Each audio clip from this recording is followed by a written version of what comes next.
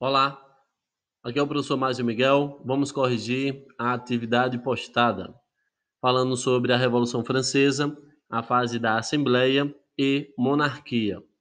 A nossa primeira questão tem dizendo o seguinte: a convocação dos Estados Gerais deu início à Revolução Francesa, ocasionando um conjunto de mudanças que abalaram não só a França, mas também o mundo ocidental em finais do século XVIII. Cite um motivo para a convocação dos Estados Gerais na França em 1789. A resposta seria: entre as causas para a convocação dos Estados Gerais em meados de 1789, o aluno pode citar a crise financeira, a proposta de equidade fiscal, endividamento do Estado francês e o encaminhamento de uma reforma tributária por parte do Estado.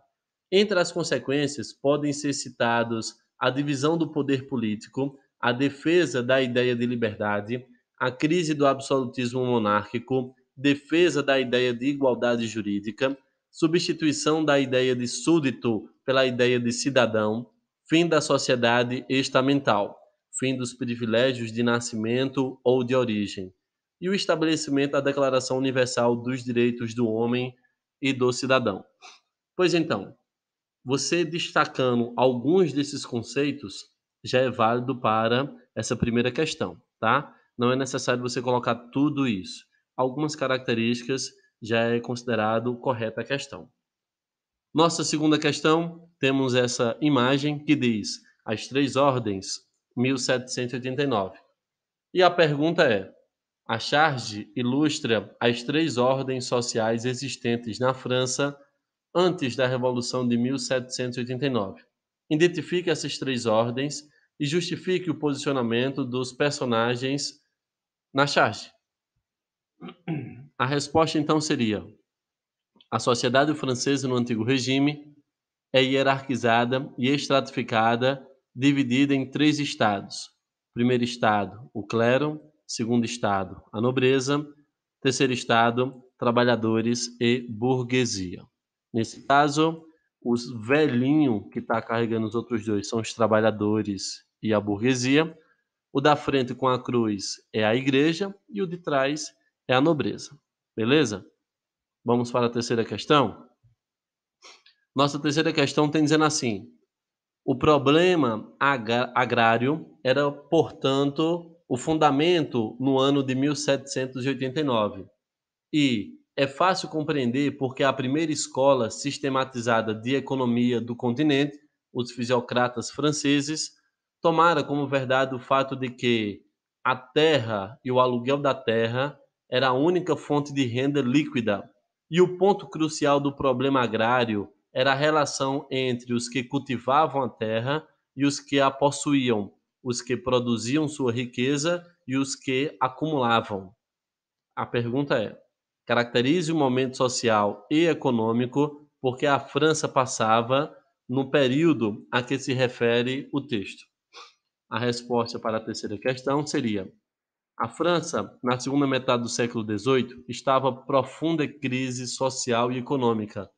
O país vivia o antigo regime, absolutismo e mercantilismo. Havia o primeiro estado, o clero, segundo estado, a nobreza, e o terceiro estado, constituído pela burguesia, camponeses, homens pobres da cidade, que juntos representavam 95% da população francesa.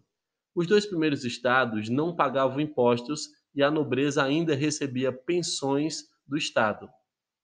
Assim, somente o terceiro estado pagava imposto para manter o estado. O voto era por estamento e cada estado tinha direito a um voto. A burguesia, em ideias iluministas, defendia o voto por cabeça e não por estamento, considerando que o terceiro estado possuía maioria. Na economia, a França estava mergulhada em uma grave crise econômica e financeira devido aos gastos excessivos da corte, o apoio no processo de independência dos Estados Unidos e o tratado comercial entre Inglaterra e França, que tanto prejudicou a burguesia francesa. Beleza? Deu aí para entender essa questão? Vamos para a quarta. A quarta questão tem dizendo assim: o dia 14 de julho de 1789, data da queda da Bastilha, é considerado pelos historiadores um marco da Revolução Francesa. Considerando o contexto político da França em 1789, explique a importância simbólica da queda da Bastilha para o movimento revolucionário francês. A questão está falando sobre a Bastilha e a resposta então seria: a queda da Bastilha simbolizou a vitória dos ideais revolucionários sobre o regime absolutista e aristocrático. As propostas que simboliza a queda da Bastilha para o povo seriam esperança de direito ao voto, soberania popular, cidadania política, liberdade religiosa, liberdade de expressão, igualdade perante a lei, sistema político representativo, estabelecimento do sistema republicano, estabelecimento de regimes parlamentares, a divisão do poder político em três instâncias: executivo, legislativo e judiciário. Então, galera, perceba que eu estou colocando muita coisa nas respostas que é para abranger o máximo possível, beleza? Então, você pegando aí um ou dois pontos dessa resposta, já é válido a sua, tá bom? Vamos aí para a quinta.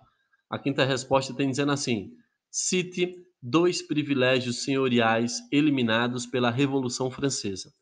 A resposta seria: também foram abolidas a isenção de impostos e a exclusividade no exercício de altos cargos na administração pública, justiça, exército e igreja, entre outros.